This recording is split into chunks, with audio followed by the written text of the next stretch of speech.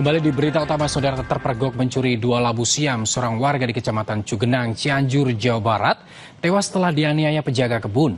Diduga labu ini dicuri oleh korban untuk makan buka puasa.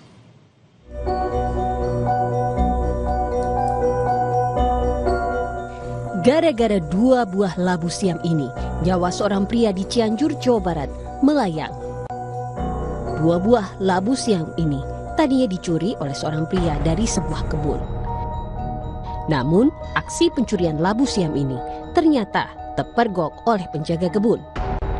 Kesal karena kebunnya kerap dicuri, ia pun kemudian menganiaya korban hingga korban terluka.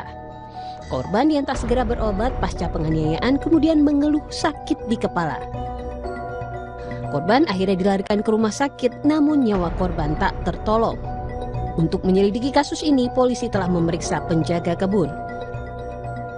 Korban ini ketahuan, kemudian lari, kemudian dikejar oleh pelaku sampai di depan rumah korban, akhirnya dapat hingga terjadi pemukulan. Berdasarkan keterangan pelaku, sudah 3 kali dengan dari yang kemarin aja.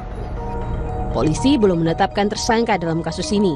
Polisi masih menunggu hasil otopsi untuk memastikan penyebab utama kematian korban. Apakah benar karena penganiayaan atau karena penyakit? Angga Riyadi, Kompas TV, Cianjur, Jawa Barat.